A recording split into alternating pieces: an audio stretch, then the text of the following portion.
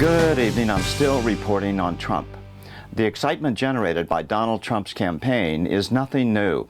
The last outbreak of it was 24 years ago as another businessman, Ross Perot, threw his hat into the ring for many of the same reasons, especially the so-called free trade issues surrounding another trade deal called NAFTA. Ross Perot made me realize that we were being lied to and that so-called free trade was in reality the slave trade. The NAFTA debate was firing up in Congress, and the free traders were all lining up, telling us what a wonderful thing it would be for American workers. It turned out to be good only for international businessmen, but not the average American. We were told that the lost manufacturing jobs would be replaced by millions of new high-tech jobs. The results 24 years later are clear. The paycheck for the average American has not increased since then, and the urban areas of many big American cities now look like war zones. Perot, an experienced businessman, saw through their lies and threatened to run for president on The Larry King Show on February 20th, 1992.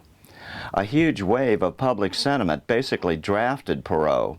It was the same wave, the same excitement that has brought Trump to this point.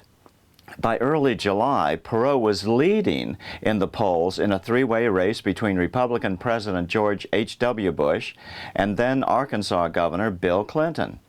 The establishment was scared. Perot could actually win this thing. Then suddenly Perot dropped out of the race in July 1992. We supporters were mystified. Rumors were that one of his children had been seriously threatened. Can you say Clinton? Now, having said all this, why aren't I 50 points ahead? Here's your problem. Someone set this thing to evil.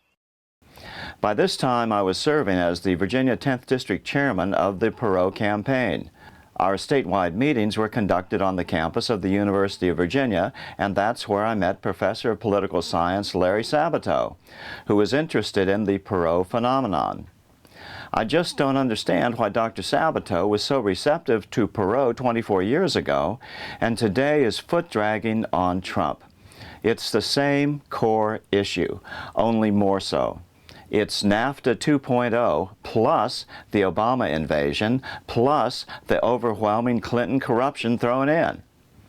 Perot stayed out of the race for the next 3 months, finally returning in October, just 5 weeks from Election Day. He was still polling so well that they had to let him participate in all 3 presidential debates. In the end, Perot got 19% of the vote, the largest third-party candidate vote in 80 years. Today, people know they have been lied to on so many different issues. They know that the rule of law since the Clintons came to town has become a 2-tier system. One standard for those connected to the Clinton crime syndicate, but harsh justice for the rest of us. On top of all that, people are scared. The shootings are now morphing into mass knifings in American malls, and the links to immigration are now becoming clear.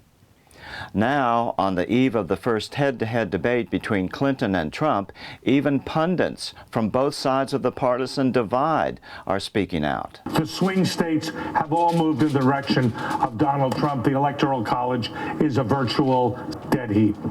The American people overwhelmingly believe that what this proved with the FBI is there are two sets of justice, one for political insiders like Hillary Clinton and one for the rest of us, and that it is unfair, and that is part of the rigged system that is depriving people and their children from advancing. That is Donald Trump's core message. It's you. If he delivers it, it will make a huge difference. He sort of agreed with Senator Obama in 2008 when he was running against her, and he said Hillary will say anything and do anything just to win.